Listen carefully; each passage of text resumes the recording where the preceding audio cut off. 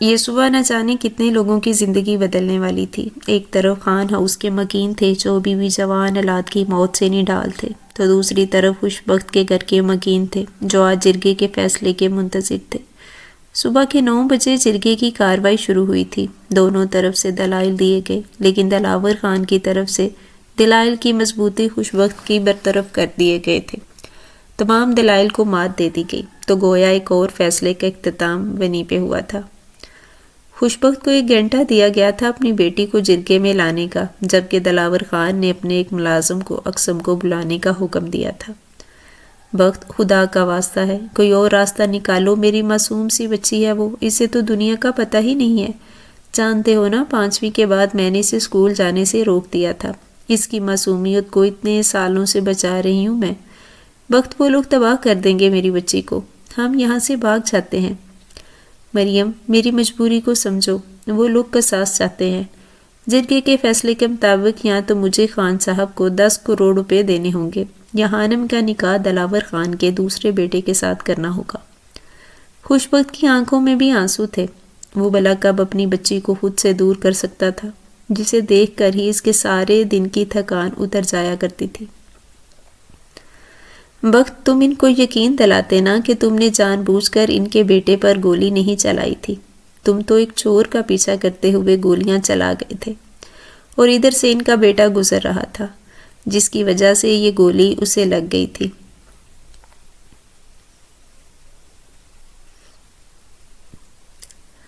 مریم وہی بات بار بار دہرا رہی تھی جو پچھلے 2 دن سے دہرا رہی تھی جب اس نے سنا تھا کہ جرگہ بلایا گیا ہے۔ مریم، سب کو یقین آ بھی جائے تو بھی ان کا بیٹا مرا ہے، وہ کسی صورت معاف کرنے کو تیار نہیں۔ اپنی جان بھی پیش کر چکا ہوں، لیکن انہیں میری جان چاہیے ہی نہیں۔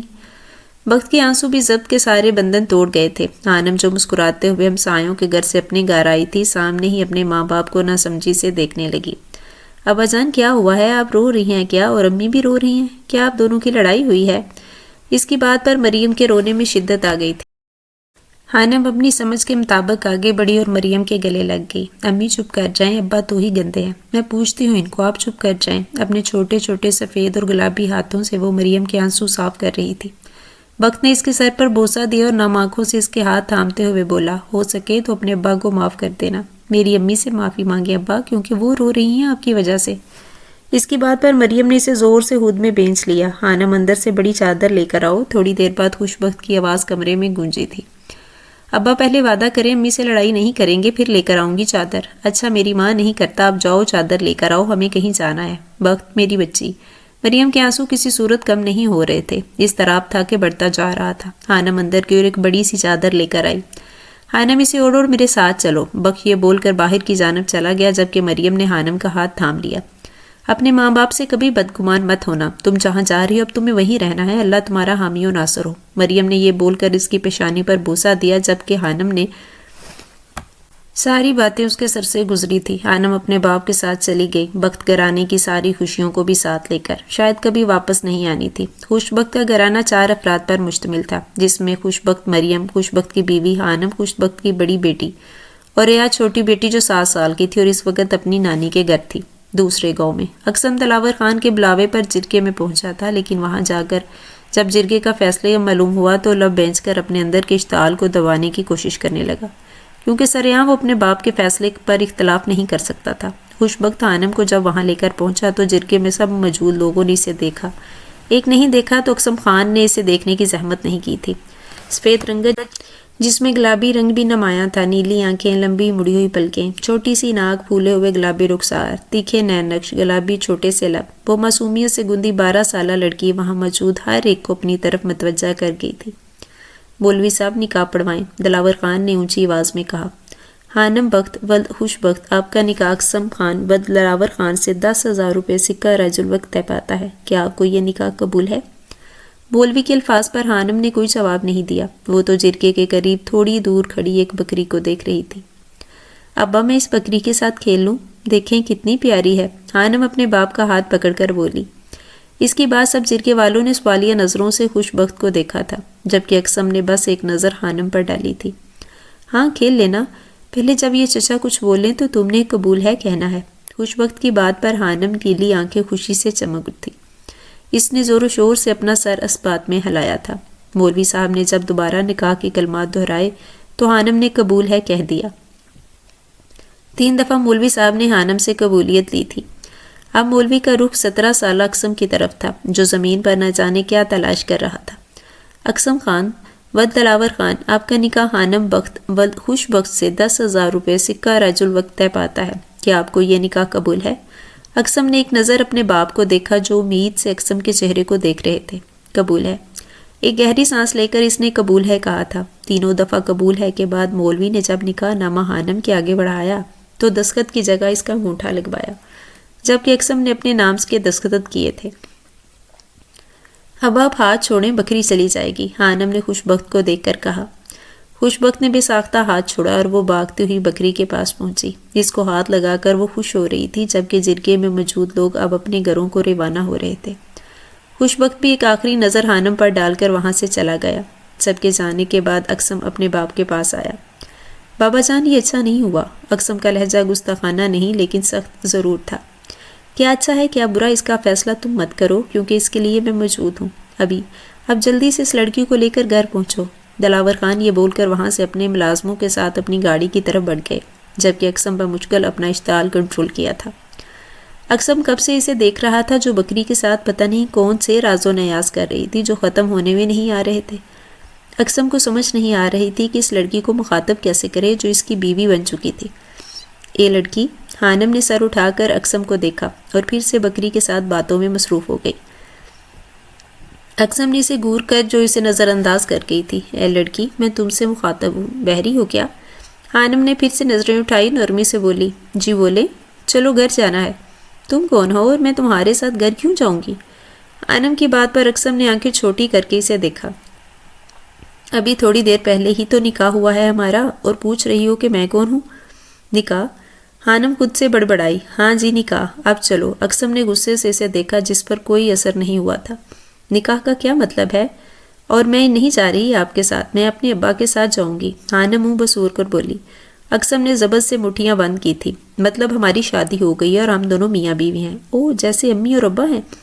حانم لبوں پر انگلی رکھے پرسوچ انداز میں بولی۔ مجھے پتہ نہیں کیوں لگ رہا ہے کہ تم میرے ہاتھوں قتل ہونے والی ہو۔ اقسم نے زبردستی اس کا ہاتھ پکڑا اور تقریباً گھسیٹتے ہوئے اپنی گاڑی تک لایا اور پٹکنے کے انداز میں اسے فرنٹ سیٹ پر بٹھایا۔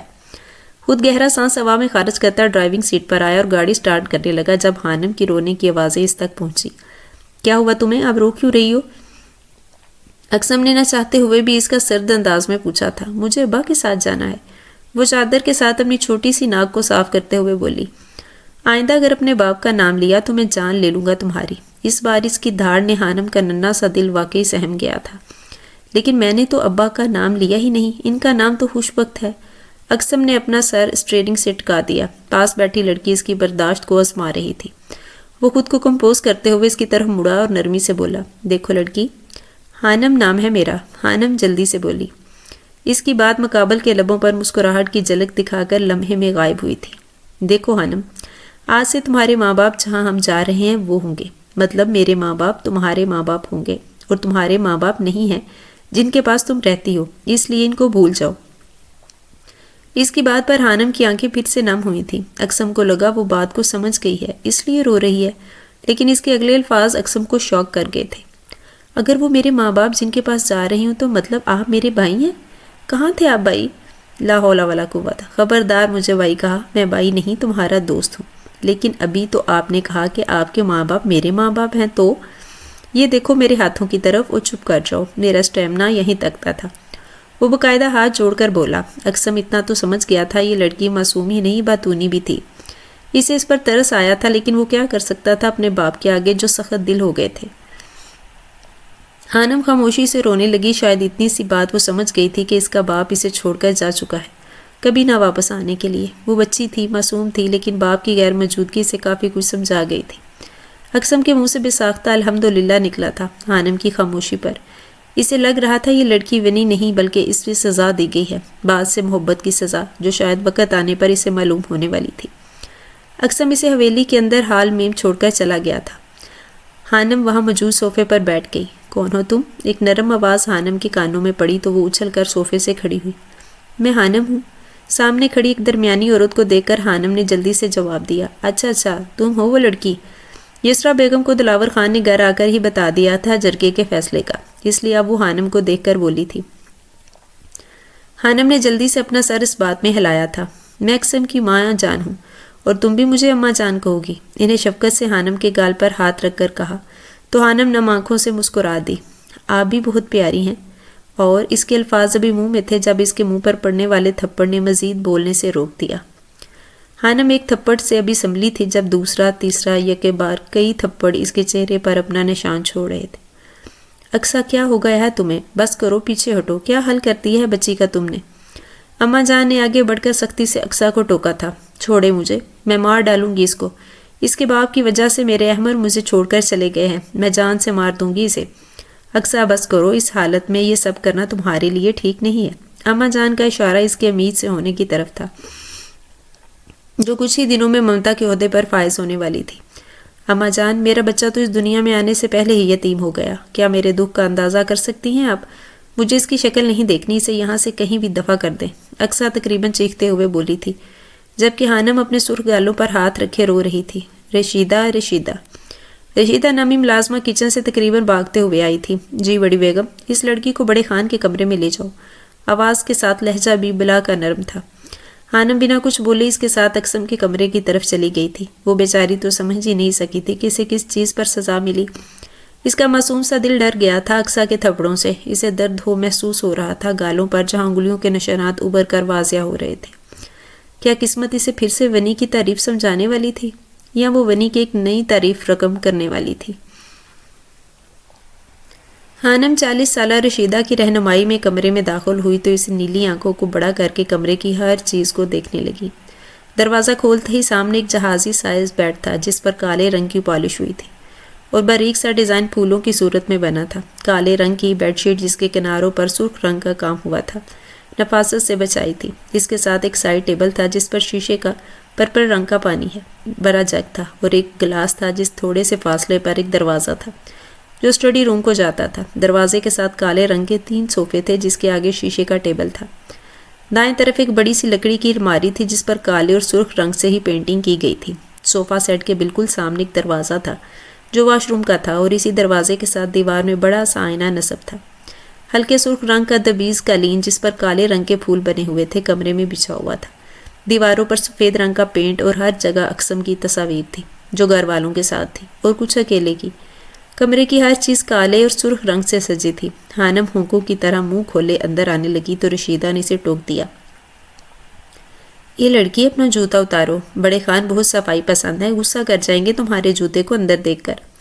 خانم نے جو چپل پہنی تھی اتاری اور آہستہ سے قدم اٹھاتی غور سے اقسم کی تصاویر کو دیکھنے لگی۔ سفید رنگت بوری آنکھیں، کالی گنی پلکیں، ہلکی سی داڑھی، کھڑی مغرور ناک، انابی لب، مغرورانہ نین نقش، غرض کے وہ ہر لحاظ سے خوبصورت لڑکا تھا۔ ہائے، یہ تو وہی ہے جو مجھے گاڑی میں یہاں چھوڑ کر گیا ہے، کتنا پیارا لگتا ہے یہ تصویروں میں۔ خانم خود سے بولی۔ رشیدہ نے حیرت سے اس لڑکی کو دیکھا جو سوچتے ہوئے گال پر ہاتھ رکھ کر اقسم کی تعریف کر رہی تھی۔ تم ادھر بیٹھو، میں تمہارے گال پر یہ ٹیوب لگا دیتی ہوں۔ رشیدہ بیڈ کے سائڈ ٹیبل سے فرسٹ ایڈ باکس نکال کر خانم کی طرف بڑھتے ہوئے بولی۔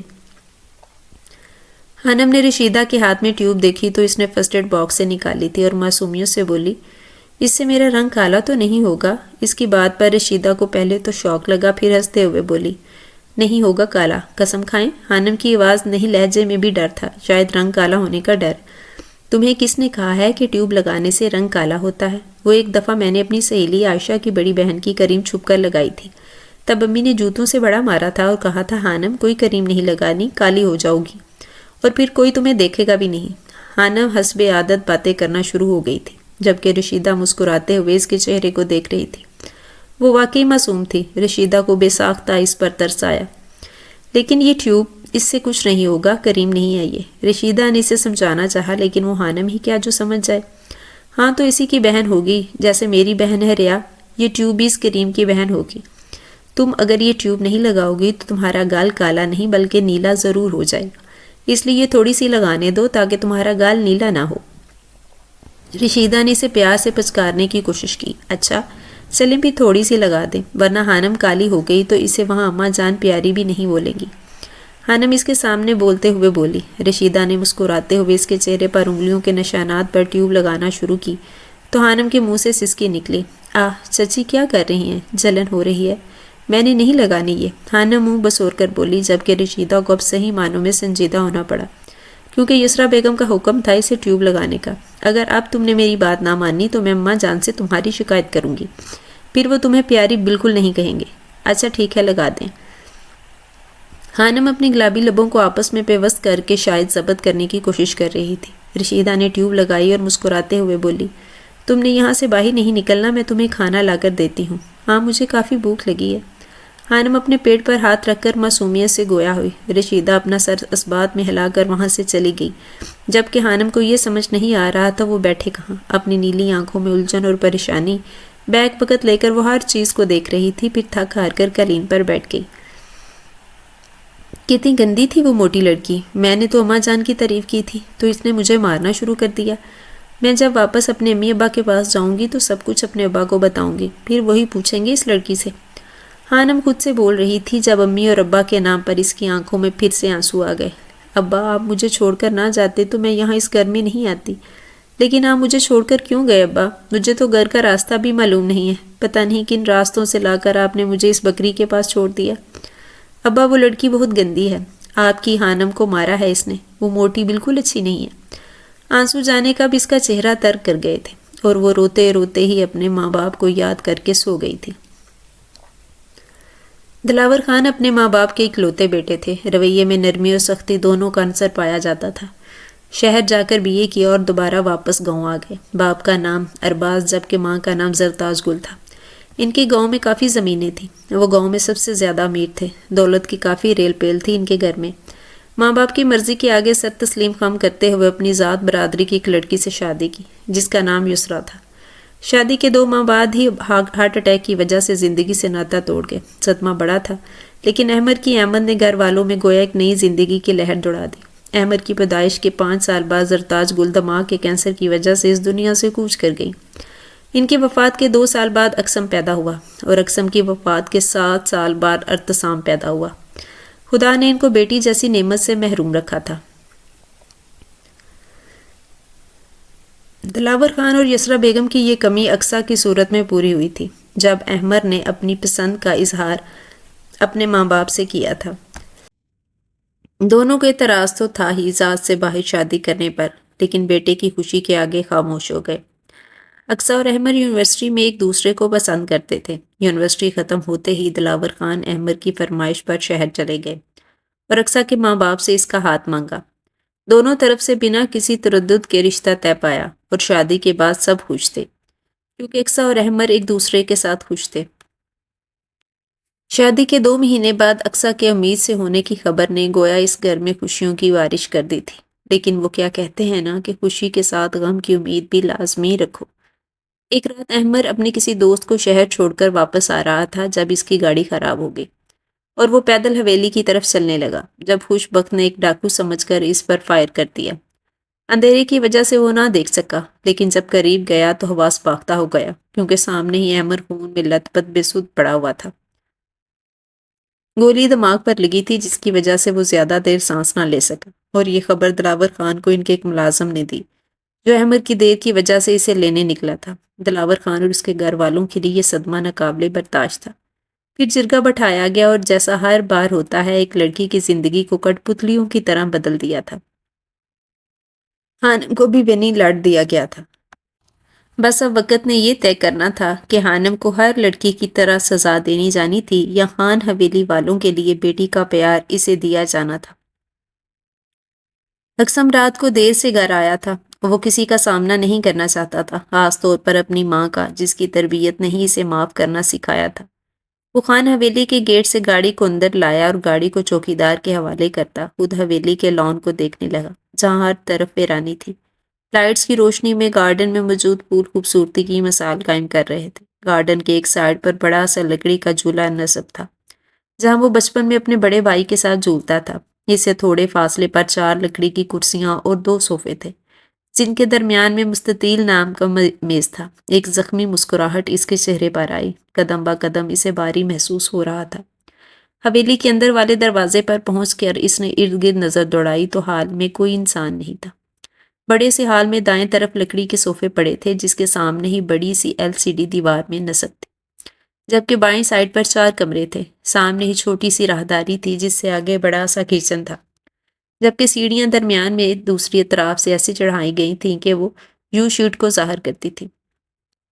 اقسم بائیں طرف کے کمروں میں سے دوسرے نمبر والے کمرے کی طرف بڑھا جو اس کا تھا، اور جہاں اس کا سامنا ایک بار پھر حانم کے ساتھ ہونے والا تھا۔ اقسم بغیر لائٹ آن کیے اپنے بیڈ کی طرف بڑھ رہا تھا جب اچانک سے اس کا پاؤں کسی چیز سے ٹکرایا۔ وہ دھڑام سے نیچے گرا۔ ہائے اللہ! حانم کی چیخ نما آواز کمرے میں گونجی تھی۔ اقسم کو ایک لمحہ لگا تھا یہ آواز اور صورتحال کو سمجھنے میں۔ اس نے جلدی سے اٹھ کر سائڈ ٹیبل کے اوپر لگے بٹنز میں سے ایک بٹن دبایا تو سارا کمرہ روشنی میں نہا گیا۔ لائٹ آن کر کے جیسے ہی وہ مڑا حانم کی چادر میں چھپے بیٹھے دیکھ کر شوق رہ گیا، لیکن اس جلد ہی شوق کی کیفیت پر غصہ غالب آ گیا۔ تم میرے کمرے میں کیا کر رہی ہو؟ اقسم کی داڑھ پر حانم نیلی آنکھوں کو زور سے بند کر گئی تھی۔ وہ کیا وہ لگا رکھی ہے؟ میں نے پوچھا۔ یہاں کیا کر رہی ہو؟ ماں جان نے چاچی کے ساتھ بھیجا تھا اس کمرے میں۔ حانم کا سرا اب بھی جھکا ہوا تھا۔ اماں جان کے نام پر اس کا غصہ کم ہوا تو چاچی کے نام پر نہ سمجھی سے اسے دیکھنے لگا۔ کون سی چاچی؟ وہ جو آپ کے گھر میں رہتی ہیں، مجھے ٹیوب لگا کر گئی ہیں۔ پتہ نہیں اب میں کالی ہو گئی ہوں یا نہیں۔ حانم کی بڑبڑاہٹ پر اقسم نے نہ سمجھی سے اسے دیکھا۔ کون سی ٹیوب اور کون کالا ہو رہا ہے؟ وہ چاچی نے گال پر لگائی تھی۔ آپ دیکھیں نا، کیا میں کالی تو نہیں ہو گئی؟ حانم یہ بول کر دیج سے اپنی جگہ سے اٹھی اور اس کے آگے اپنا دایاں گال کیا۔ اقسم کی آنکھوں میں سرخی اترنے لگی تھی۔ وہ ضبط کر رہا تھا اپنے غصے کو۔ وہ تو کسی بے زبان پر ظلم برداشت نہیں کر سکتا تھا، پھر ایک معصوم لڑکی پر کیسے برداشت کر لیتا؟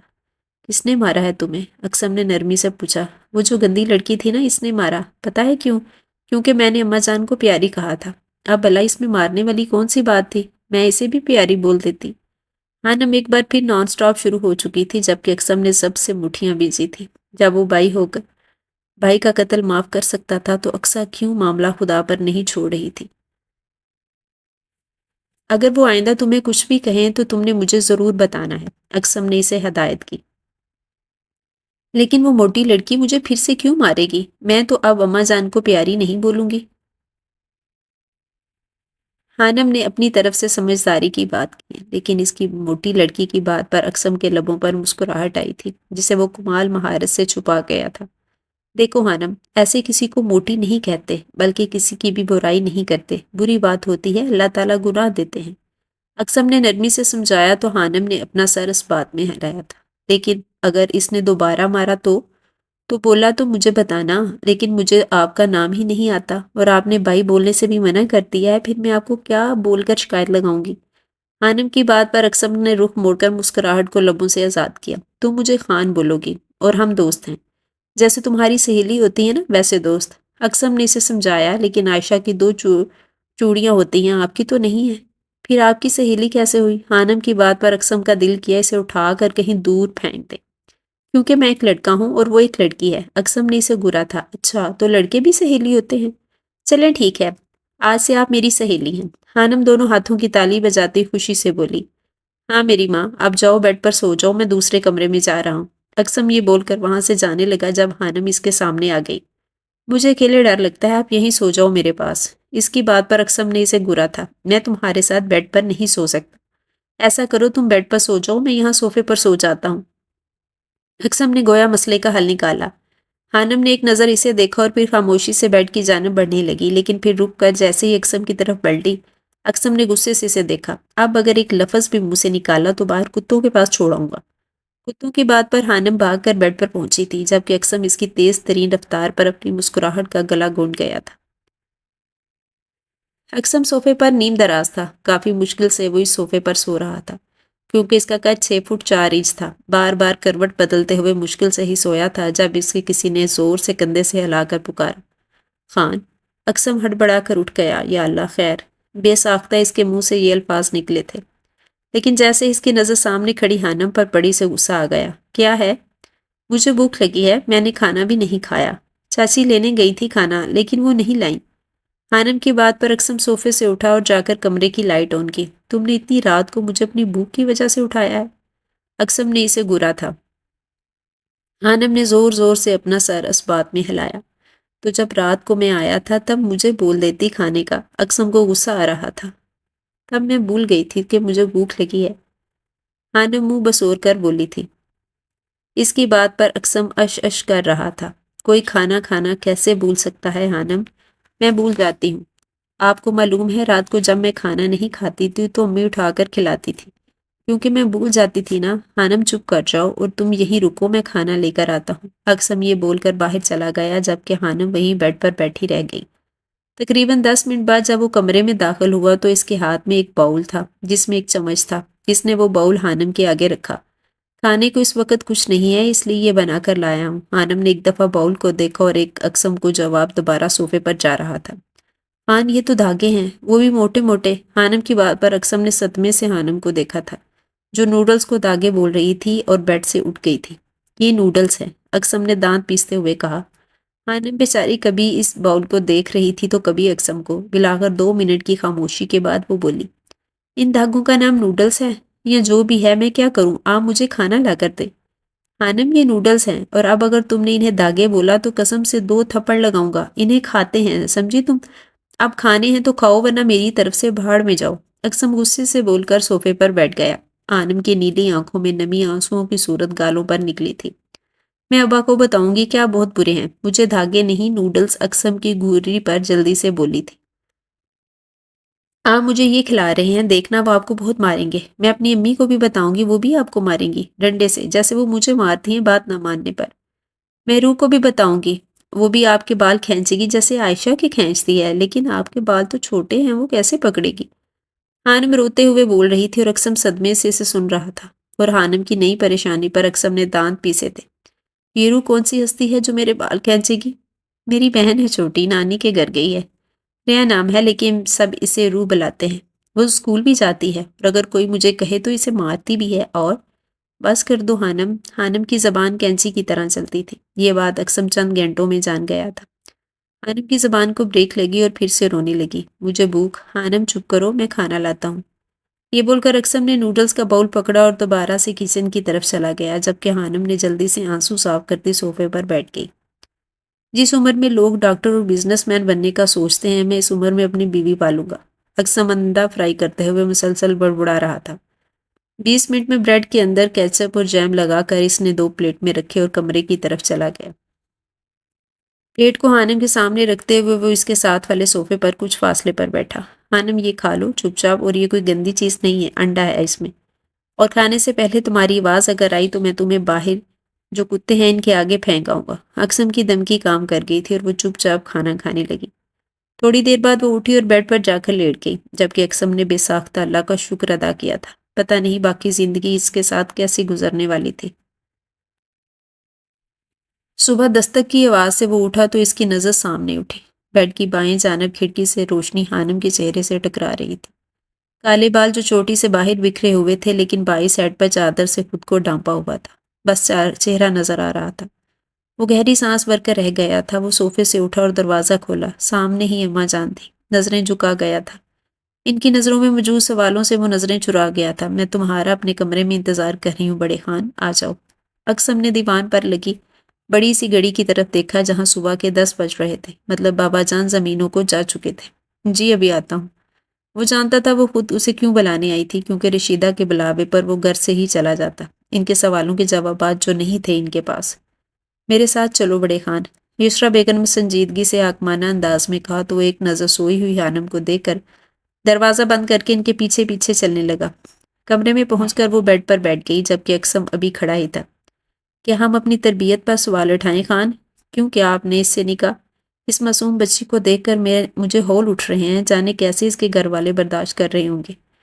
کیوں تم نے انکار نہیں کیا؟ یسریٰ بیگم نے نرمی سے استفسار کیا۔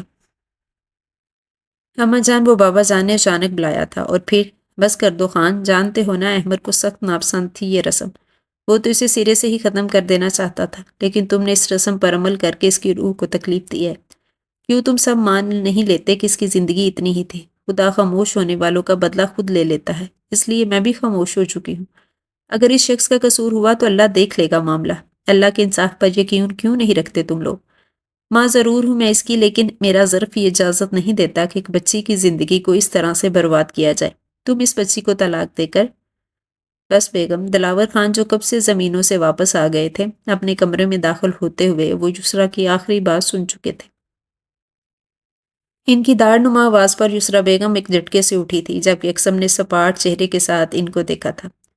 آپ ہوتی کون ہیں میرے بیٹے کو خون معاف کرنے والی؟ دلاور خان طیش میں آگے بڑھے تھے. بابا جان پلیز. آپ پہلے ہی اپنی ضد پوری کر چکے ہیں. اب مزید کسی کو تکلیف نہ دیں. اکسم نے سرد انداز میں انہیں کہا.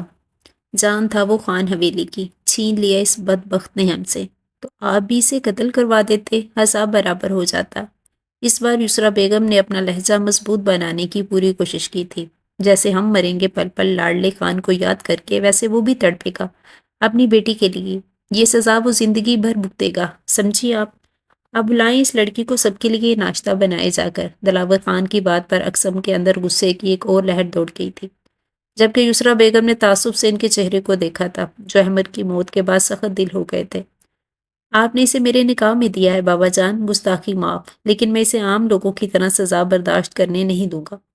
آپ کا ناشتے کا دل چاہ رہا ہے تو اماں جان سے کہیں، لیکن خانم کسی صورت آپ کی کوئی سزا نہیں بھگتے گی.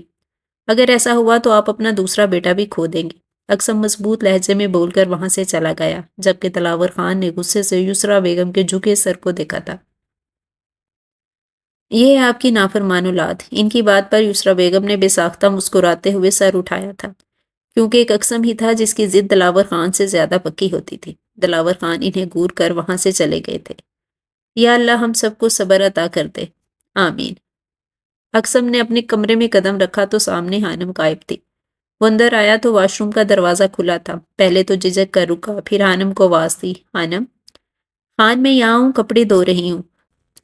خانم کے جواب پر اکسم بنا تاخیر واش روم کا دروازہ کھول کر اندر پڑا تھا. اندر کا منظر دیکھ کر اکسم نے اسے کمرے میں سوتے وقت تنہا چھوڑ کر جانے کے وقت کو کوسا تھا. سامنے ہی خانم بڑے مصروف انداز میں اکسم کی شلوار قمیض پہنے اپنی چادر اوڑھے اپنے کل والے کپڑوں کو واش روم کے فرش پر پھیلا کر دھو رہی تھی، اور وہ اس کا شیمپو صابن ہر چیز سے اپنے کپڑوں کو دھونے کی کوشش کر رہی تھی. اس کا شیمپو کا ڈھکن کہیں تھا اور شیمپو کی بوتل خالی تھی، جبکہ صابن کو رگڑ رگڑ کے اس نے چھوٹا کر دیا تھا. ٹوتھ پیسٹ آدھا زمین پر تھا اور آدھا سنک. اکسم نے تو مانو 14 طبق روشن ہو گئے تھے. یہ تم کیا کر رہی ہو؟ خان ایک ہفتے سے یہ کپڑے پہنے تھے تو اب ان کو دھو رہی ہوں. میرے پاس کپڑے نہیں ہیں نا اس لیے، اور گندے کپڑوں میں اماں جان مجھے پیاری نہیں بولے گی، اس لیے میں نے سوچا ان کو دھو کر سکھا لیتی ہوں. اور خانم تم نے میری ساری مہنگی چیزیں خراب کر دیں، اور میری نئی شلوار قمیض کا کیا حال کر دیا ہے تم نے. اکسم کا صدمہ گہرا تھا. خان یہ شلوار قمیض تو یہاں کونٹی پر لٹکی ہوئی تھی. اکسم کو یاد آیا کہ اس نے یہ شلوار قمیض کل رات ہی خانم کے سونے کے بعد واش روم میں رکھی تھی تاکہ صبح جلدی نہا کر قبرستان جا سکے، اور خانم نے اس کا سارا ارادہ ملیا میٹ کر دیا تھا. تم ابھی کے ابھی نکلو یہاں سے. اکسم اسے غصے سے دیکھ کر بولا تھا. تو خان میرے کپڑے کون دھوئے گا؟ خانم نے معصومیت سے یہ سوال پوچھا تھا. تمہارا باپ دھوئے گا. اب نکلو یہاں سے. اکسم کا غصہ کسی صورت کم نہیں ہو رہا تھا. جو غصہ اسے دلاور خان کی بات پر چڑھا تھا وہ بیچاری خانم پر نکل رہا تھا. لیکن ان کو تو کپڑے دھونے نہیں آتے، کپڑے تو امی دھوتی ہیں. خانم نے بروقت سمجھداری دکھائی تو اکسم بنا کسی لحاظ کے اس کے پاس پہنچا اور اس کا بازو پکڑ کر اسے واش روم سے باہر نکال دیا. خان میرے کپڑے تو دے دیں، وہ سکھانے بھی ہیں. دفع ہو جاؤ یہاں سے جاہل انسان. خانم کی آواز پر اکسم کا دل کر رہا تھا کسی دیوار پر سر دے مارے، اس لیے دھاڑتے ہوئے بولا. اکسم کی داڑھ پر خانم منہ بسورتے ہوئے باہر چلی گئی تھی جہاں اکسم بیچارے کو مزید شرمندگی ہونے والی تھی. خانم کمرے سے نکل کر باہر آئی تو حال میں 2-3 خواتین کام کر رہی تھیں. ایک جھاڑو لگا رہی تھی، دوسرا کپڑا، اور تیسری عورت وہاں موجود چیزوں کو کپڑے سے صاف کر رہی تھی. خانم آگے بڑھی اور ہر چیز کو حسرت سے دیکھنے لگی. کتنی پیاری تھی یہ حویلی. وہ ہر چیز کو غور سے دیکھ رہی تھی جب اس کے کانوں میں ان تینوں عورتوں کے ہنسنے کی آواز آئی. اس نے ان تینوں کو دیکھا جو اسے دیکھ کر ہی ہنس رہی تھی. میں پیاری لگ رہی ہوں نا؟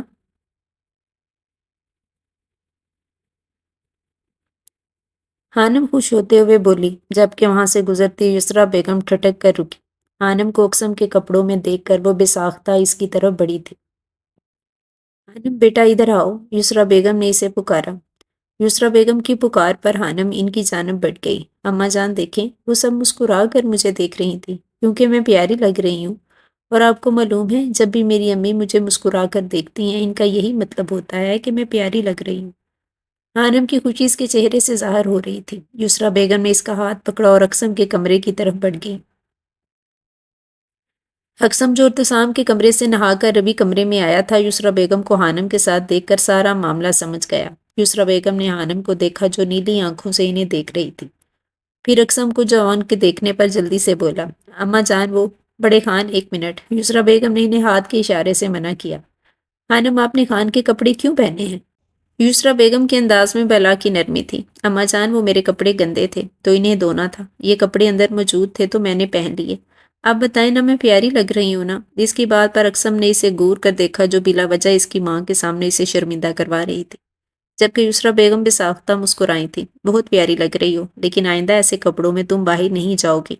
मैंने रशीदा को भेजा है कल रात को बाजार तुम्हारे कपड़े लाने के लिए। वो ले आई है तुम्हारे कपड़े, मेरे कमरे में रखे हैं, देती हूँ तुम्हें। और आइंदा ऐसे कपड़े नहीं पहनने तुमने। युसरा बेगम ने नरमी से समझाया तो अपना सर इस बात में हिलाकर अक्सम की तरफ बढ़ी। हाँ ना, मेरे लिए कपड़े धोइए। हानम के सवाल पर जहां अक्सम सटपटाया, वहां युसरा बेगम ने मुस्कुराहट दबाई। जाओ, पड़े हैं अंदर। अक्सम ने इसे घूरते हुए कहा। अम्मा जान, मैं जाऊं? हानम ने युसरा बेगम को देखकर इजाजत मांगी। जाओ, जल्दी वापस आओ। फिर मेरे साथ जाना है तुमने मेरे कमरे में नए कपड़े लेने। हानम अंदर गई तो अक्सम ने सुख का सांस लिया और कमरे में मौजूद आईने के सामने अपने बालों में कंघी करने लगा था। जब हानम अपने गिले कपड़ों को हाथों में पकड़कर लाई, खान आपने मेरे कपड़े क्यों नहीं धोए? और मुझे भी नहीं धोने दिए? कितने गंदे हैं आप। जानते हैं अम्मी ने कितनी मोहब्बत से सिलाई किए थे मेरे कपड़े? हानम अपनी आंखों को छोटा करके इसे घूर रही थी। अक्सम तो इसके अंदाज पर अशश कर उठा था, जबकि युसरा बेगम की मुस्कुराहट बेसाख्ता थी। तुम्हारा मुलाजिम है जो तुम्हारे कपड़े धोता फिरूं? अक्सम गुस्से से इसे देखकर बोला। नहीं मुलाजिम नहीं, सहेली हैं आप मेरे। अरे रात को ही तो आपने कहा था। अम्मा जान, आपको मालूम है रात को मुझे भूख लगी तो ये मेरे लिए दागे ले आए थे। आप भला दागे भी खाते हैं क्या? मैंने मना किया तो मुझ पर गुस्सा करना शुरू हो गए। हानम की नॉन स्टॉप बातों को ब्रेक लगनी नहीं थी, इसलिए वो अपने बाल बनाकर कमरे से निकल गया, जबकि अम्मा जान हानम की बातें सुनती हुई अपने कमरे में ले गई। फिरोजी रंग की पटियाला शलवार कमीज पहनकर वो खुद को बाहर बाहर आईने में देख रही थी। गीले कॉल लंबे से बालर कमर पर बिखरे थे। यसरा बेगम ने रशीदा को इसे कमरे से लेने भेजा तो वो शलवार कमीज में नजर लग जाने की हद तक प्यारी लग रही थी। रशीदा अंदर आई तो हानम सामने आईने में अपने अक्स को देखकर मुस्कुरा रही थी। हानम बेटा, बाहर आ जाओ, सब आपका नाश्ते पर इंतजार कर रहे हैं। रशीदा की आवाज़ पर हानम मुड़ी और बेसाख्ता इनसे लिपट गई। चाची, ये कपड़े देखो कितने प्यारे हैं। हानम गोल गोल घूमकर बोल रही थी। हाँ, बहुत प्यारे हैं, आप चलो। रशीदा की आवाज़ पर इसने इन कपड़ों के साथ हमरंग दुपट्टा अच्छे से ओढ़ा। दुपट्टा वो नहीं उतारती थी क्योंकि इसकी माँ ने इसे सख्ती से दुपट्टा उतारने से मना किया हुआ था। वो मुस्कुराते हुए रशीदा की पैरवी करते हुए बाहर आई तो सीढ़ियों की दाएं जानब बढ़े से किचन के में दाखिल हुई और किचन का में एक बड़ा सा हाल ज्यादा था, जहाँ एक दो औरतें बर्तन धोने और चीजें समेटने का काम कर रही थी। वहां दाईं जानब एक बड़ा सा लकड़ी का डाइनिंग टेबल था जहाँ घर के लोग विराजमान थे, सिवाय अक्सा और इत्तसाम की। अक्सम की जिद की वजह से वो चुप थे। रशीदा ने हानम को अक्सम के साथ वाली कुर्सी पर बैठने का इशारा किया। हानम ने एक नज़र सबको देखा और फिर रशीदा से बोली, चाची ये मूंछों वाले चचा कौन है? हानम की आवाज़ पर दूसरा बेगम ने डर कर दिलावर खान को देखा जो स्पाट चेहरे के साथ हानम की तरफ मुतवज्जा थे। हानम, ये मेरे बाबा जान है और आज से तुम्हारे भी बाबा जान है। आप बैठो अपनी जगह पर। रशीदा से पहले अक्सम ने जवाब दिया। खान, मुझे इस पर नहीं बैठना, मेरी टांगें दर्द करती हैं। मुझे ऐसा महसूस होता है जैसे मेरी टांगें हवा में लटकी हुई हैं। हानम की बात पर अक्सम ने दांत पीसते जबकि दिलावर खान ने स्पाट चेहरे से उस छोटी सी 5 फुट की लड़की को देखा जहां मासूमियत थी। हानम, चुप करके बैठो इस पर। अक्सम ने इसे घूरा। हानम मुंह बसोर कर इसके साथ कुर्सी पर आलती पालती मारकर बैठ गई। अक्सम ने अपना सर नफी में हिलाया। खामोशी से सब नाश्ता कर रहे थे जब 10 साला अरतसाम किचन में दाखिल हुआ। सलाम अलैकुम। अरतसाम ने मुस्कुराकर सबको सलाम किया, लेकिन जैसे ही इसकी नज़र अक्सम के साथ बैठी इस प्यारी सी लड़की पर पड़ी सवालिया नज़रों से युसरा बेगम को देखने लगा। अम्मा जान, ये कौन है? तुम्हारी भाभी है, अक्सम की बीवी। जवाब युसरा बेगम की बजाय दिलावर खान ने तंज़िया अंदाज में दिया था। अरतसाम को शौक लगा था। भाई, इतनी जल्दी आपने शादी कर ली? मुझे किसी ने बताया ही नहीं। सच कहते थे अमर भाई कि सिर्फ वही मुझसे प्यार करते हैं, अक्सम भाई नहीं करते। अरतसाम के अल्फाज वहां मौजूद हर शख्स के दिल को चीर गए थे, स्वाय हानम के जो होंकों की तरह मुंह खोले इसे रोता देख रही थी। इसने शायद पहली बार किसी लड़के को रोते देखा था। چھوٹے خان ایسی بات نہیں کرتے، بڑے خان بھی تم سے بہت محبت کرتے ہیں۔ یسریٰ بیگم نے اسے اپنی گود میں بٹھا کر بچکارنے کی کوشش کی۔ دلاور خان ناشتہ چھوڑ کر چلے گئے تھے، جبکہ اقسام لب بچ کر رہ گیا تھا۔ کچھ زخموں کو بھرنے کے لیے واقعی ایک عرصہ درکار ہوتا ہے۔ تو بارش میں نہاتے ہو؟ خانم نے ابتسام کی طرف دیکھ کر پوچھا۔ اقسم اور یسریٰ سمیت تام نے بھی خانم کو دیکھا۔ کیوں؟ ارتسام نے اپنی آنکھوں کو چھوٹا کر کے پوچھا۔ وہ تمہاری ناک بہہ رہی ہے نا؟ میری امی کہتی ہیں جو بچے بارش میں نہاتے ہیں ان کی ناک بہتی ہے۔ میں تو نہیں نہاتی۔ ہاں روح نہاتی ہے، اس کی ناک بھی بہتی ہے جب وہ روتی ہے۔ خانم کی باتوں پر ارتسام نے منہ کھولے اسے دیکھا، جبکہ یسریٰ بیگم کے لبوں پر مسکراہٹ نے بسیرا کیا تھا۔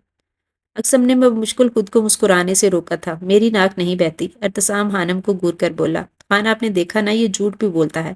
ابھی اس کی ناک بہہ رہی تھی جبکہ یہ رو رہا تھا۔ اس نے اپنی قمیض کے بازو سے صاف کی تھی۔ خانم اقسم کو دیکھ کر معصومیت سے بولی تو ارتسام خانم کو گور کر وہاں سے چلا گیا، کیونکہ اس نے روتے ہوئے واقعی ایسے کیا تھا۔ یسریٰ بیگم بھی وہاں سے چلی گئی تھی۔ خان یہ آپ کا بھائی ہے نا؟ ہاں میرا چھوٹا بھائی ہے۔ کیوں؟ اقسم جو اپنی کرسی سے اٹھ رہا تھا اس کی بات پر پلٹا، جو اسے ناسمجھی سے دیکھنے لگا۔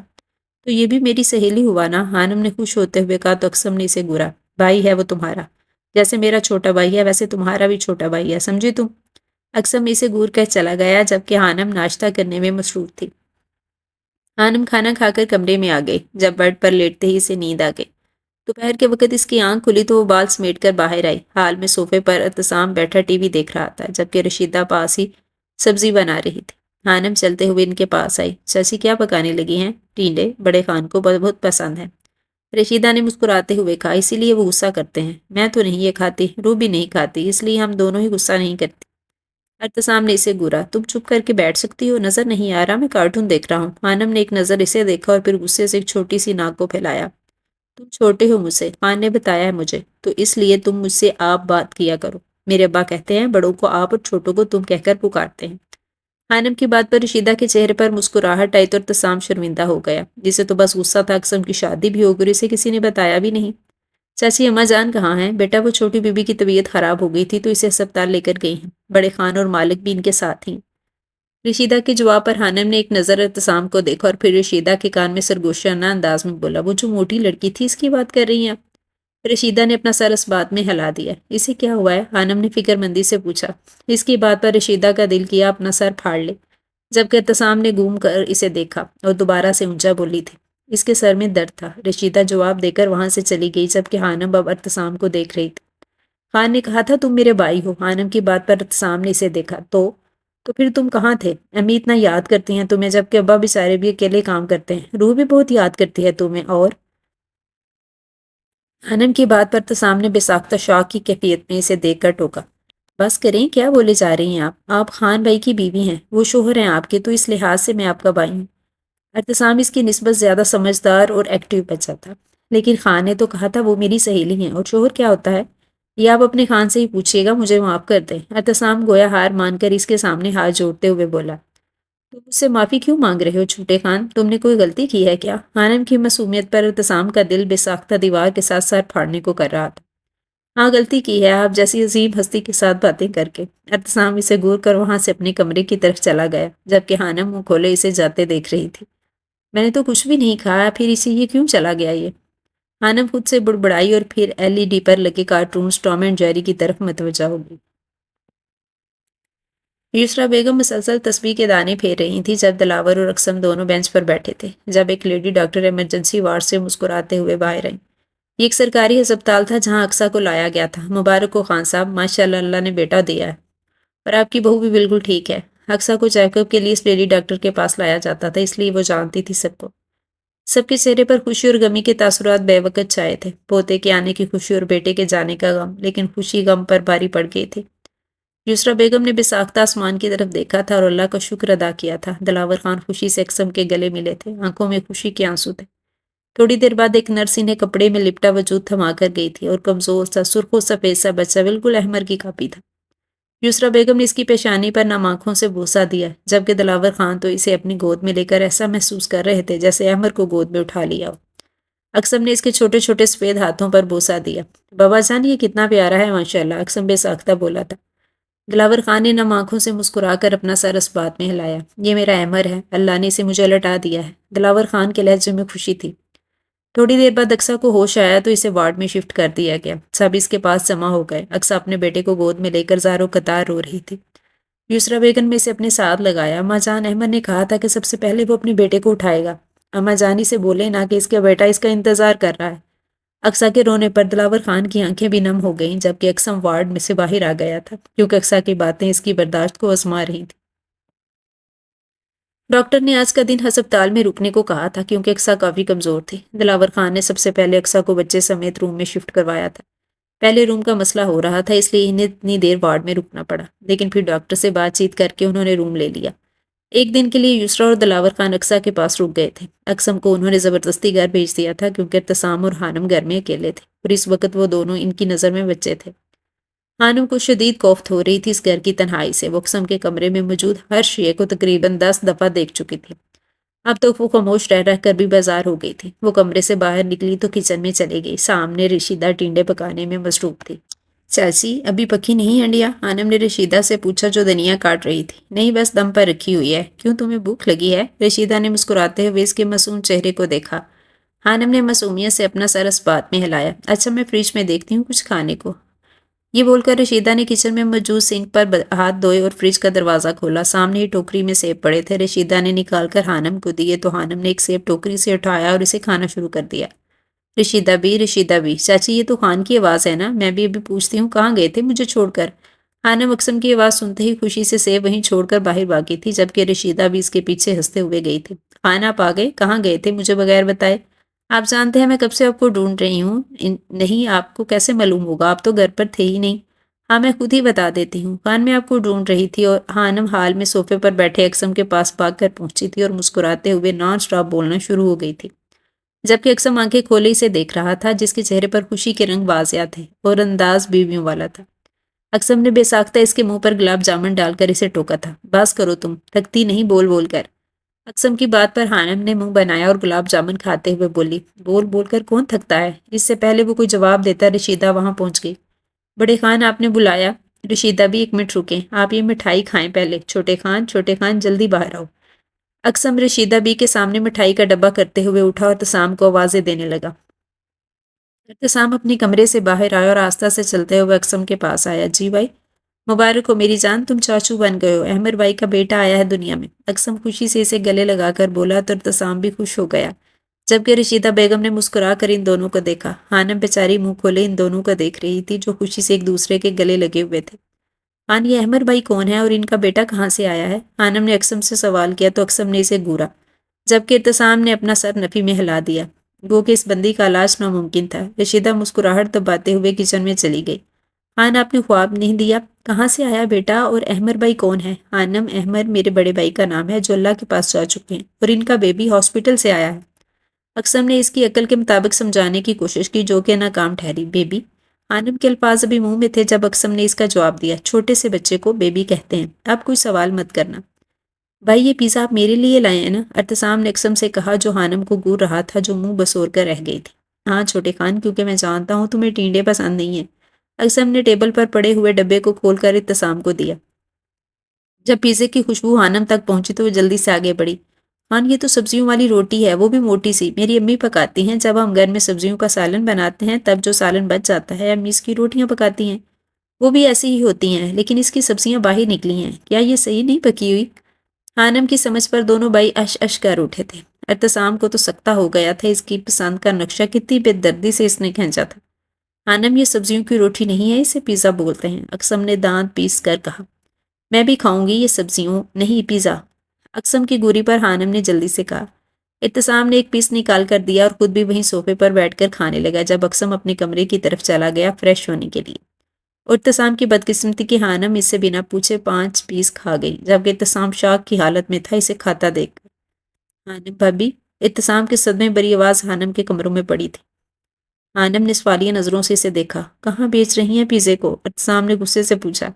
मेरा पिज़्ज़ा तो पेट में जा रहा है, क्यों तुम कहीं और भेज रहे हो? हानम की आवाज़ पर इत्तसाम ने पिज़्ज़े का डब्बा उठाया, जिसमें सिर्फ एक ही पीस था। वो भी हानम की गोद में रखा और खुद अपने कमरे में चला गया। हानम ने पहले तो इत्तसाम की पुश्त को देखा, फिर पिज़्ज़े को, और खाना शुरू कर दिया। अभी तो पिज़्ज़ा इतना मज़ेदार नहीं बनाती, जबकि ये तो इतने मज़े का है। हानम खुद से बड़बड़ाई और आखिरी पीस खाकर डब्बे को उठाया अक्सम के कमरे की तरफ चल दी। خان میں آپ کو پیاری نہیں لگتی کیا؟ ہانم کمرے میں داخل ہوئی اکسم سے بولی۔ اکسم جو ابھی پاجامہ شرٹ پہنے بیڈ پر تھوڑی دیر سونے کی غرض سے لیٹ رہا تھا، اس کی بات پر پلٹا اور شاہ کی کیفیت میں اسے دیکھا، جو دائیں ہاتھ میں پیزے کا ڈبہ ہاتھ میں پکڑے اور بائیں ہاتھ کو کمر پر ٹکائے اپنی نیلی آنکھوں کو چھوٹا کیے اس سے پوچھ رہی تھی، یہ کیسا سوال ہے ہانم؟ اکسم نے اس کے چہرے پر نظریں ہٹائی تھی کیونکہ اس کی معصومیت ہی اسے خوبصورت بنا رہی تھی۔ ہاں بتائیں نا۔ ہاں تم بہت پیاری ہو۔ اکسم اس کی طرف بنا دیکھے بول کر سونے کے لیے لیٹ گیا۔ تو پھر آپ میرے لیے بھی یہ سبزی والی روٹی نہیں پیزا لائیں گے نا؟ خانم کی بات پر اکسم کے لبوں پر مسکراہٹ آئی تھی، مطلب یہ ساری کوشش پیزا کھانے کے لیے ہو رہی تھی۔ تمہارے لیے پیزا میں کیوں لاؤں گا؟ اکسم نے مسکراہٹ ضبط کرتے ہوئے اس سے پوچھا۔ کیونکہ میں آپ کو پیاری لگتی ہوں اور امی کہتی ہیں جو آپ کو پیارا لگتا ہے آپ اس کی ہر بات مانتے ہیں، اس لیے پیزا بھی لاتے ہیں، یہی نا؟ اکسم نے اس کی بات کو درمیان میں ہی کاٹ کر مکمل کیا۔ خانم نے منہ کھولے اسے دیکھا جو اب مسکرا رہا تھا۔ خان آپ کو کیسے معلوم ہوا؟ خانم کی حیرانگی پر اکسم نے بے مشکل اپنا کہکا ضبط کیا۔ جادو، اکسم نے آہستہ آواز میں اسے کہا۔ خان آپ جادو کرتے ہیں؟ اکسم پیٹ پکڑ کر کہکا لگا رہا تھا جبکہ خانم نہ سمجھی سے اسے دیکھ رہی تھی۔ تم پاگل ہو؟ اکسم ہنستے ہوئے بولا۔ احمد کی موت کے بعد آج وہ ہنسا تھا۔ آپ نے مجھے گالی دی؟ اکسم نے اسے دیکھا جو غصے سے اسے دیکھ رہی تھی۔ ہیں؟ کب دی گالی؟ ابا کہتے ہیں کسی کو پاگل نہیں بولتے، یہ گالی ہوتی ہے، اور آپ نے ابھی مجھے پاگل کہا۔ اب میں آپ سے بات نہیں کروں گی، آپ گندی سہیلی ہو۔ خانم یہ بول کر کمرے سے چلی گئی جبکہ اکسم کی ہنسی اب مسکراہٹ میں بدل گئی تھی۔ لگتا ہے ناراض ہو گئی ہے، چلو بعد میں مناؤں گا ورنہ گلے پڑنے میں دیر نہیں لگائے گی جلی۔ اکسم بڑبڑاتے ہوئے لیٹ کر آنکھیں موند گیا۔ خانم حویلی کی چھت پر گئی تھی اور وہاں جا کر دیوار کے ساتھ بیٹھ کر رونا شروع کر دیا۔ امی آپ مجھے بہت یاد آ رہی ہیں، روح بھی بہت یاد آ رہی ہے۔ ابا کیوں مجھے چھوڑ کر چلے گئے تھے وہاں، اور اب مجھے لینے بھی نہیں آ رہے۔ آپ مجھے پاس واپس آنا ہے، مجھے نہیں رہنا خان کے گھر، وہ میری کوئی بات نہیں مانتے۔ خانم روتے ہوئے اونچا اونچا بول رہی تھی، اس کی نیلی آنکھیں کافی سرخ ہو چکی تھی۔ ارسام جو چھت پر پتنگ اڑانے کی غرض سے آیا تھا ایک کونے میں خانم کو روتے دیکھ کر پریشان ہو گیا۔ اس نے پتنگ اور ڈور کو وہی رکھی اور خود خانم کے پاس آ گئے۔ خانم بابی، احتسام نے اسے پکارا تو اس کی آنکھیں اوپر اٹھائی، نیلی آنکھوں میں آنسو دیکھ کر اس کے پاس ہی گھٹنوں کے بل بیٹھ گیا۔ تم مجھے بھابی کیوں بلاتے ہو؟ میرا نام خانم ہے، خانم بخت۔ خانم غصے سے سرخ ہوتی ناک کو پھیلا کر بولی، کیونکہ آپ خان بھائی کی بیوی ہیں، جس طرح اماں جان بابا جان کی بیوی ہیں ان کے ساتھ رہتی ہیں، اس طرح آپ بھی خان بھائی کے ساتھ رہتی ہیں، تو آپ بھی ان کی بیوی ہیں، اور ان کی بیوی میری بھابی ہے کیونکہ میں ان کا بھائی ہوں۔ ارتسام کی وضاحت پر خانم نے اپنا سر اس بات میں ہلایا جیسے سمجھ گئی ہو۔ آپ رو کیوں رہی ہیں؟ ارتسام نے اس کا چہرہ دیکھ کر پوچھا جہاں آنسوؤں کی لکیریں کھینچ دی تھی۔ تمہارے بھائی بالکل بھی اچھے نہیں ہیں، وہ میری کوئی بات نہیں مانتے اور انہوں نے مجھے گالی بھی نکالی۔ ارتسام کو اچھا خاصا شوق لگا سن کر، اکسم بھائی نے گالی دی؟ ارتسام نے صدمے کی کیفیت میں پوچھا، کیونکہ وہ جانتا تھا اس کا بھائی غصے میں بھی تمیز کا دامن نہیں چھوڑتا تھا۔ جاؤ جا کر پوچھ لو اپنے بھائی سے، انہوں نے خود ہی اپنی زبان سے مجھے پاگل کہا۔ خانم کی بات پر ارتسام نے اسے دیکھا جس کے لیے پاگل ایک گالی تھی، تو کہا غلط کہا بھائی نے، اچھی خاصی پاگل ہیں۔ ارتسام بڑبڑایا تو خانم نے نہ سمجھی سے اسے دیکھا۔ تم کیا بول رہے ہو؟ کچھ نہیں، یہ بول کر ارتسام وہاں سے اٹھ گیا جبکہ خانم بھی دونوں ہاتھوں سے اپنے آنسو صاف کرتے اس کے پیچھے آئی۔ تم پتنگ اڑانے لگے ہو؟ خانم نے خوش ہوتے ہوئے ارتسام سے پوچھا تو ارتسام نے حیرت سے اسے دھوپ چھاؤں سے لڑکی کو دیکھا جو تھوڑی دیر پہلے رو رہی تھی اور اب خوش ہو رہی ہے۔ ہاں لیکن آپ کیوں پوچھ رہی ہیں؟ ارتسام نے اسے مشکوک نظروں سے دیکھا۔ وہ عشا کا بھائی بھی پتنگ اڑاتا تھا، میرا بہت دل کرتا تھا اڑانے کو، لیکن مجھے کوئی اڑانے نہیں دیتا تھا۔ اب تم میرے بھائی ہو نا، تو تم مجھے اڑانے دو گے نا پتنگ؟ اس کی بات پر ارتسام نے اسے گھورا تھا۔ آج وہ دلاور خان اور عشرا بیگم کی غیر موجودگی میں پتنگ اڑانے اوپر آیا تھا اور آنے سے پہلے اکسم کے نیند کے ہونے کا مکمل تصدیق کر چکا تھا، لیکن اب خانم جان نہیں چھوڑ رہی تھی۔ میں اپنی پتنگ آپ کو اڑانے نہیں دوں گا، ارتسام نے حتمی انداز میں کہا۔ میں اماں جان کو بتاؤں گی تم مجھے پتنگ اڑانے نہیں دی، خانم رونے والا منہ بنا کر بولی۔ اماں جان کے نام پر ارتسام نے غصے سے خانم کو دیکھا جو اچھا خاصا بلیک میل کر چکی تھی۔ دیکھے بابی، پتنگ لڑکیاں نہیں اڑاتی۔ ارتسام نے اسے سمجھانے کی کوشش کی۔ کیوں نہیں اڑاتی لڑکیاں پتنگ؟ میں اڑاؤں گی پتنگ، تم نہ دو مجھے اپنی پتنگ، میں خان سے بولتی ہوں اڑا کر دیں گے مجھے پتنگ۔ خانم منہ بسور کر مڑی تو ارتسام جلدی سے بولا، خانم بابی میں تو مذاق کر رہا تھا، آپ اڑائیں پتنگ، لیکن صرف تھوڑی دیر کے لیے، اور وہ اس شرط پر کہ آپ کسی کو گھر پر پتنگ اڑانے کا نہیں بتائیں گی، وعدہ کریں۔ ارتسام نے جلدی سے اس کے آگے ہاتھ پھیلایا۔ خانم خوش ہوتے ہوئے اس کے ہاتھ پر ہاتھ رکھ گئی۔ وہ خوشی خوشی پتنگ اڑانے کی کوشش کرنے لگی۔ ارتسام منہ پھیلا کر اسے دیکھ رہا تھا۔ ابھی 5 منٹ ہی ہوئے تھے جب خانم کا پاؤں چھت پر موجود چارپائی سے ٹکرایا اور وہ منہ کے بل چھت کے فرش پر گری۔ امی! خانم کے منہ سے بے ساختہ چیخ نکلی تھی۔ ارتسام جو غصے سے اسے دیکھ رہا تھا دوڑ کر وہیں پھینک کر اس کی طرف بھاگا۔ بھابی! ارتسام نے اسے سیدھا کیا تو اس کے سر پر بہتے خون کو دیکھ کر ڈر گیا، جبکہ حانم نے باقاعدہ اونچی آواز میں رونا شروع کر دیا تھا۔ ارتسام اسے چھوڑ کر نیچے کی طرف بھاگا۔ اقسم کو سوئے بھی کچھ ہی دیر ہوئی تھی جب اس کے کمرے کا دروازہ کسی نے زور زور سے بجانا شروع کر دیا۔ حانم کے جانے کے بعد اس کا دروازہ لاک کر لیا تھا تاکہ کوئی اسے ڈسٹرب نہ کرے۔ وہ سرخ ہوتی ہوئی آنکھوں سے اٹھا تھا، سر میں درد بھی شروع ہو گیا نیند ٹوٹنے کی وجہ سے۔ بھائی جلدی جلدی دروازہ کھولے۔ ارتسام کی پریشان آواز پر وہ جلدی سے اٹھا اور دروازہ کھولا۔ کیا ہوا چھوٹے خان، تم رو کیوں رہے ہو؟ ارتسام کی آنکھوں میں آنسو دیکھ کر وہ فکرمندانہ انداز میں بولا، بھائی وہ چھت پر حانم بھابی کا خون نکل رہا ہے۔ ارتسام نے اقسم کو روتے ہوئے بتایا تو اقسم ننگے پاؤں ہی چھت کی طرف بھاگا۔ سیڑھیاں چڑھتے ہوئے وہ چھت پر پہنچا تو سامنے ہی آمن سر پر ہاتھ رکھے رو رہی تھی اور خون سے اس کا سفید ہاتھ سرخ ہو رہا تھا۔ یا اللہ خیر! اقسم جلدی سے اس کے پاس پہنچا اور اس کا ہاتھ ہٹا کر دیکھنے لگا۔ نیچے چلو، میں تمہیں ڈاکٹر کے پاس لے کر جاتا ہوں۔ اقسم نرمی سے بولا، حالانکہ غصہ تو بہت آ رہا تھا، بیچاری حانم کا خون بھی جو نکل رہا تھا۔ اقسم نے اسے کندھوں سے پکڑ کر اٹھایا۔ وہاں پڑی پتنگ کو دیکھ کر سب سمجھ گیا تھا۔ حانم کو پکڑ کر وہ نیچے آیا اور اسے حال میں صوفے پر بٹھایا۔ رشیدہ بھی، رشیدہ بھی، اقسم کی آواز میں اس کا غصہ واضح ظاہر ہو رہا تھا۔ رشیدہ جلدی سے کچن سے آئی۔ جی بڑے خان، برف اور کوئی پرانا کپڑا لے کر آئیں، اقسم نے رشیدہ بھی کو دیکھ کر کہا۔ ارتسام بھی وہیں صوفے پر بیٹھ کر سر جھکا گیا۔ بھائی کو غصے میں دیکھ کر اس کی جان بھی جا رہی تھی، جبکہ حانم ہچکیوں سے رونے میں مصروف تھی۔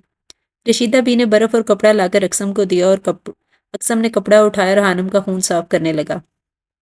جو خون ہلکا ہلکا جم گیا تھا اسے اس نے برف کی مدد سے اتارا تھا۔ شکر تھا کہ چوٹ گہری نہیں تھی، لیکن خون بہت زیادہ نکل گیا تھا۔ اقسم خاموشی سے اٹھا تھا اور اپنے کمرے سے فرسٹ ایڈ باکس لے کر آیا۔ ڈیٹول سے زخم صاف کرنے لگا تو حانم کی آواز اس کے کانوں میں پڑی، آرام سے، درد ہو رہا ہے۔ حانم کی بات پر اس نے آستہ سے پھونک مار کر اسے ڈیٹول لگایا اور پھر پائیوڈین لگا کر پٹی کر دی۔ اس دوران سب خاموش تھے۔ تمہیں چوٹ کیسے لگی؟ اقسم نے اس کی طرف دیکھا تو اس نے بے ساختہ ارتسام کا جھکا ہوا سر دیکھا۔ وہ میں گر گئی تھی چھت پر، اور مجھے بھی معلوم ہے، لیکن کیسے گری مجھے یہ بتاؤ۔ اقسم نے اسے سرخ آنکھوں سے گورا تھا۔ وہ حانم انگلیاں چٹکھاتے ہوئے اتنا ہی بولی جب اقسم کی داڑھ پر سہم کا صوفے کے ساتھ لگ گئی تھی۔ چھوٹے خان مجھے ساری بات بتاؤ، وہ پتنگ چھت پر کیا کر رہی تھی؟ ارتسام نے جھکے سر کے ساتھ ہی اسے سب بتا دیا۔ اقسم تو بس نہیں چل رہا تھا کہ دونوں کو ایک ایک لگا دیتا۔ تم جیسی جاہل لڑکی میں نے اپنی زندگی میں نہیں دیکھی۔ بتاؤ کیا کمی ہے تمہیں یہاں؟ تم ایک بے وقوف لڑکی ہو جو کبھی سمجھدار نہیں ہو سکتی۔ صحیح کہتے ہیں بابا جان، تم نرمی کے لائق بالکل بھی نہیں ہو۔ اگر تمہیں سر پر چڑھاؤں گا تو تم ایسے ہی نتائج ملیں گے مجھے۔ کرتا ہوں تمہارا علاج میں۔ بہت کر لی تم نے اپنی منمانی۔ میری نظروں کے سامنے سے دور ہو جاؤ حانم، اس سے پہلے کہ میں تمہارا قتل کر دوں۔ اکثر حانم پر اپنا غصہ نکال رہا تھا، جبکہ حانم نیلی آنکھوں میں پانی لیے اسے دیکھ رہی تھی۔ اسے برا لگا تھا اقسم کا ڈانٹنا۔ رشیدہ بھی اسے دور کر دے میری نظروں سے، جیسا جاہل باپ ہے ویسی جاہل بیٹی ہے۔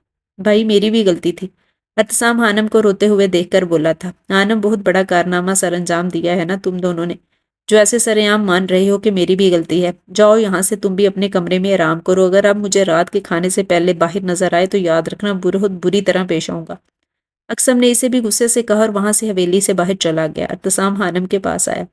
بابی خان بھائی غصے میں ہیں، ابھی تھوڑی دیر بعد دیکھنا وہ پھر سے پہلے جیسے ہو جائیں گے۔ حانم روتے ہوئے اقسم کے کمرے کی طرف چلی گئی، جبکہ رشیدہ بھی اس کے پیچھے گئی۔ مجھے میری امی کے پاس جانا ہے، ابھی مجھے نہیں رہنا یہاں۔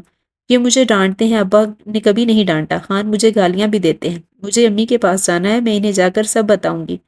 حانم روتے ہوئے بول رہی تھی، جبکہ رشیدہ بی نے اسے گلے لگایا۔ بڑے خان تمہارے خون دیکھ کر پریشان ہو گئے تھے نا، اس لیے وہ اتنا غصہ کر گئے۔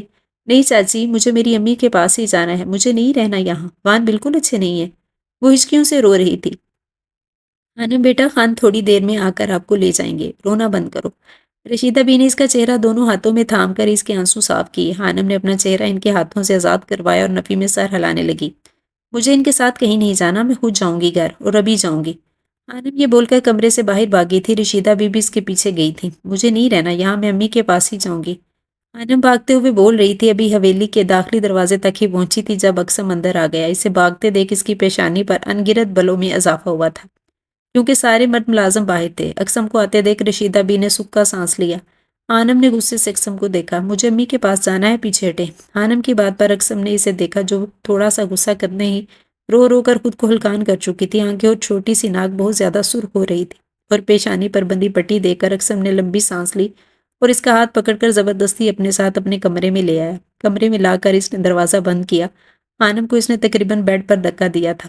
مجھے امی کے پاس جانا ہے، حانم ڈرتے ہوئے بولی تھی۔ مر چکے ہیں تمہارے ماں باپ، اور آج کے بعد اگر میں نے تمہارے منہ سے ان کا نام سنا تو میں زبان کاٹ دوں گا تمہاری۔ اقسم نے اسے غصے سے دیکھ کر کہا تھا۔ ہانم نے ڈر کر اسے دیکھا۔ اس کی آنکھوں میں اپنے لیے ڈر دیکھ کر اقسم کا اب خود پر غصہ آیا تھا۔ خود کو پرسکون کرنے کے لیے واش روم میں گیا اور چہرے پر پانی کے چھینٹے مارنے لگا۔ وہ کیوں اتنا غصہ کر گیا تھا؟ معمولی چوٹ ہی تھی، مجھے درد کیوں ہو رہا ہے؟ مجھے تکلیف نہیں کرنی چاہیے۔ اقسم نے آئینے میں اپنے عکس کو دیکھ کر سوچا، اس کیوں کا جواب تو تھا، لیکن شاید وہ اس کیوں کے جواب کو ابھی سمجھنے سے قاصر تھا۔